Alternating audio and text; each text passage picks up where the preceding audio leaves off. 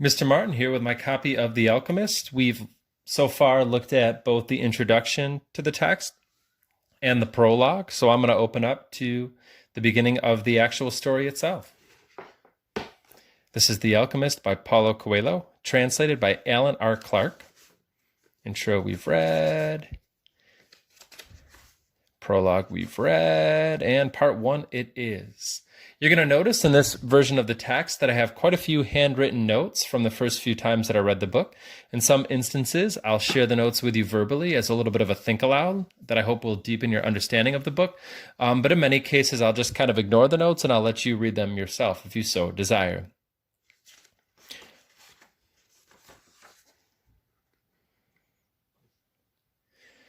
The boy's name was Santiago. Dusk was falling as the boy arrived with his herd at an abandoned church. The roof had fallen in long ago, and an enormous sycamore had grown on the spot where the sacristy had once stood. Now, the first time I read this book, I had just finished reading Animal Farm with some of my students, and also reading Edgar Allan Poe's The Masque of the Red Death with some students, quite similar to the way this school year was designed. As a result, I was thinking a lot about symbolism, and I was kind of hunting around for it in everything that I was reading. So I remember thinking to myself, gee, is there some symbolism here? Is there something to be said symbolically about a church that's fallen down? So maybe that's a question that we can be thinking about as we start our reading. He decided to spend the night there. He saw to it that all the sheep entered through the ruined gate, and then laid some planks across it to prevent the flock from wandering away during the night. There were no wolves in the region, but once an animal had strayed during the night, and the boy had had to spend the entire next day searching for it. He swept the floor with his jacket and lay down, using the book he had just finished reading as a pillow. He told himself that he'd have to start reading thicker books. They lasted longer and made more comfortable pillows.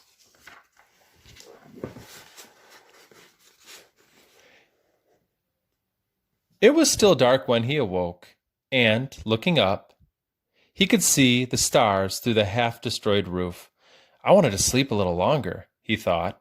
He had had the same dream that night as a week ago, and once again he had awakened before it ended. He arose and, taking up his crook, began to awaken the sheep that still slept. He had noticed that, as soon as he awoke, most of his animals also began to stir. It was as if some mysterious energy bound his life to that of the sheep, with whom he had spent the past 2 years, leading them through the countryside in search of food and water. "Oh, they're so used to me that they know my schedule," he muttered. Thinking about that for a moment, he realized that it could be the other way around, that it was he who had become accustomed to their schedule. But there were certain of them who took a bit longer to awaken. The boy prodded them one by one with his crook, calling each by name. He had always believed that the sheep were able to understand what he said, so there were times when he read them parts of his books that had made an impression on him, or when he would tell them of the loneliness or the happiness of a shepherd in the fields. Now, I keyed on that word happiness the first time I read the book. I drew this little sort of sunburst around it. And I think that's because I was really trying to figure out thematically what this book was going to be about. I think about Pharrell Williams and in his interview with Oprah about how this book changed his life and it really helped him see things differently. I also think about his song lyrics, "Because I'm happy." So maybe this is a book that's going to be instructive and try to teach us how to live a happier, more fulfilled life. But again, when I first read the book, I really didn't know if that was the case, but I was trying to zero in on the theme as soon as I could. Of a shepherd in the fields. Sometimes, sorry, it's blurry for you here. Oh, come on, there we go. Sometimes he would comment to them on the things he had seen in the villages they passed. But for the few days he had spoken to them about only one thing, the girl, the daughter of a merchant who lived in the village they would reach in about 4 days. He had been to the village only once, the year before. The merchant was the proprietor of a dry goods shop, and he always demanded that the sheep be sheared in his presence so that he would not be cheated. A friend had told the boy about the shop, and he had taken his sheep there. Please take note of this little symbol here. It looks like structurally, Coelho's going to use these little sun symbols to indicate a break in the narrative. It seems like in this case, we're probably going to break away from the story in the present and flash back to something that happened in the past, and that little star indicates that break. I need to sell some wool, the boy told the merchant. The shop was busy, and the man asked the shepherd to wait until the afternoon. So the boy sat on the steps of the shop and took a book from his bag. I didn't know shepherds knew how to read, said a girl's voice behind him.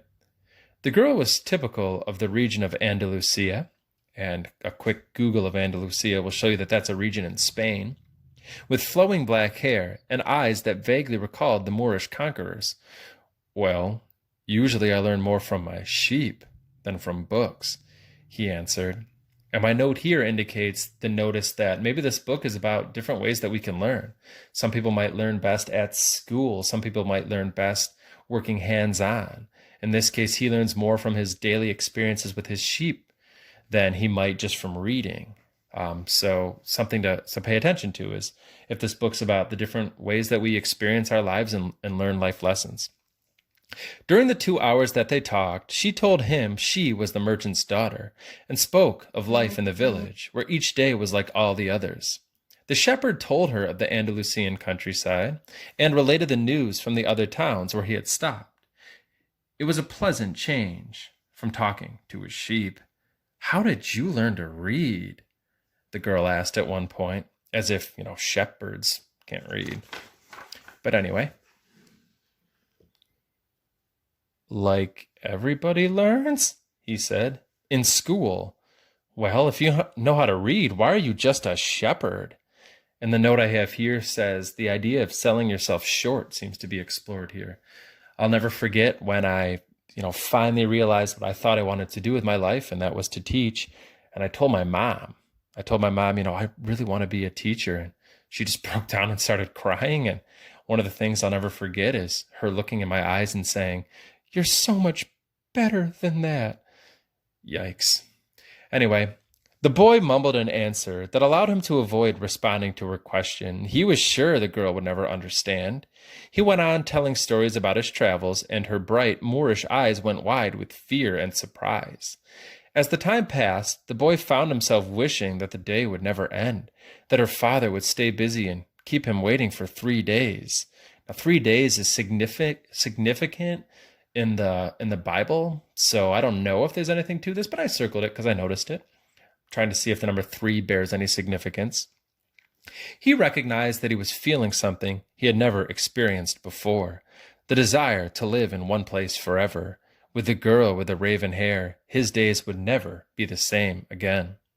But finally, the merchant appeared and asked the boy to shear 4 sheep. He paid for the wool and asked the shepherd to come back the following year.